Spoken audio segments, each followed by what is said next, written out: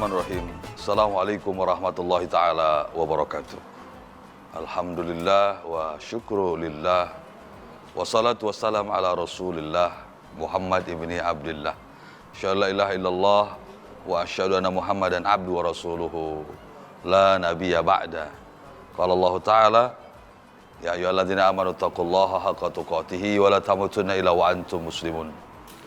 Ayah bunda, para pemirsa, kita ini terkadang banyak tentunya menghabiskan waktu dengan orang-orang di dalam rumah, rekan kerja, lingkungan, tetangga dan sebagainya. Terkadang itu muncul riak-riak.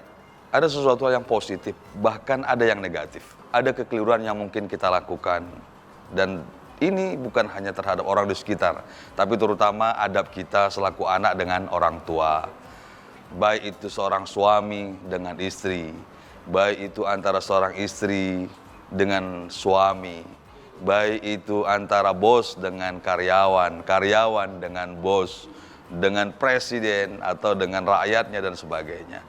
Jadi sebelum lebih lanjut, bahwa hal-hal yang semacam ini penting kita lakukan. Karena terkadang kita terlalu banyak menuntut orang lain itu sempurna di mata kita. Tapi ternyata penyebab kenapa orang lain itu berbalik arah, orang lain itu tidak menyampaikan sesuatu hal senyuman kepada kita. Mungkin bisa karakter kita dengan orang-orang di sekitar kita itu yang membuat orang di sekitar kita itu tidak nyaman dengan keberadaan kita.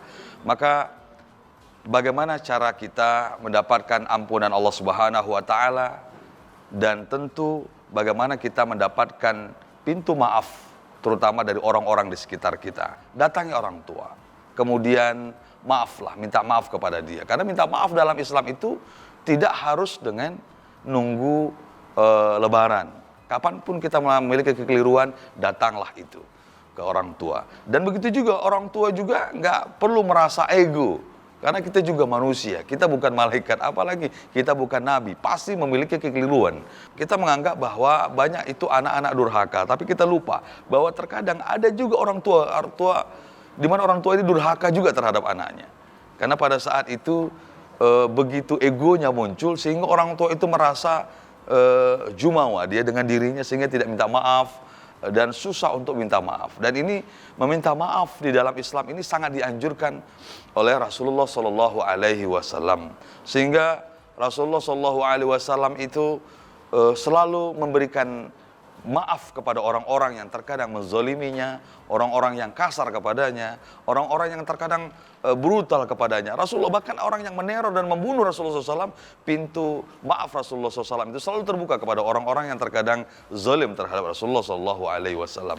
Maka inilah kehidupan. Ya, apa maksudnya semacam ini? Supaya terjalin silaturahim, supaya terjalin keharmonisan dalam berkeluarga, bertetangga, dalam satu tim, teamwork dalam dunia kerja. Ini penting sekali. Apa yang mau dimunculkan dari yang semacam ini? Supaya menjaga hati. Dalam Islam itu nggak usahkan orang berbicara, nggak usahkan orang itu dalam melakukan hal perbuatan, ya. Dalam hal yang abstrak pun, ya, dalam hal yang berbau zan sifatnya, prasangka pun diatur dalam Islam. Sehingga kenapa semacam itu? Iyyakumuz zanna fa innal zanna la yughni minal haqqi syai'a. Jauhkan atau hindarkan pada saat itu prasangka. Karena prasangka itu cenderung membawa dosa. Jadi dalam Islam itu suatu yang abstrak, diatur dalam Islam. Bagaimana cara berbicara, diatur dalam Islam. Bagaimana cara berperilaku, bertingkah laku, diatur dalam Islam. Jadi sesuatu hal yang abstrak seperti prasangka, berbicara, kemudian cara berbuat dan sebagainya, itu semuanya diatur dalam Islam. Supaya apa? Supaya kita itu hati-hati dan kita harus paham. Ternyata bisa 70%, 80% penyebab saham dosa itu adalah muncul dari lidah kita ini. Makanya dalam Islam ini minta maaf itu bukan hanya kepada Allah, tapi minta maaf itu terutama yang kita bahas episode sekarang ini adalah bagaimana meminta maaf. Bukan hanya minta maaf, memiliki hati yang pada saat ini, saat sekarang ini menerima perbedaan, hal-hal yang tidak nyaman dan sebagainya. Bagaimana mulai saat sekarang ini kita jaga ini semua.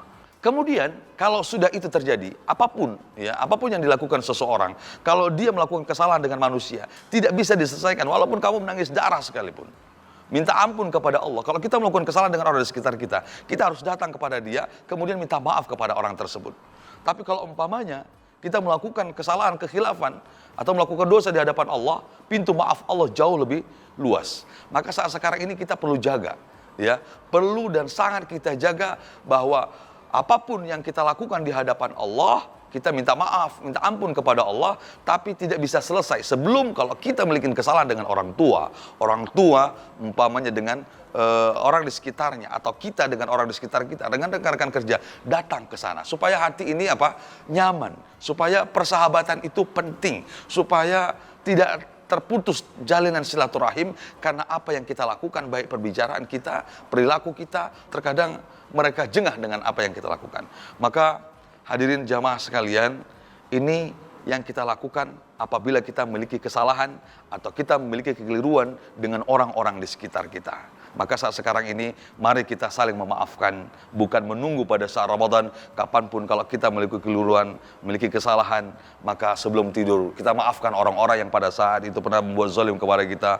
Kita berikan kepada mereka itu pintu maaf. Kemudian kita juga ringan hati untuk meminta maaf dan memaafkan dua hal yang diapresiasi dalam Islam dan sangat dijunjung tinggi. Tidak ada tambahan bagi seorang hamba yang pada saat itu dia memaafkan, maka Allah akan berikan kemuliaan bagi seseorang ini.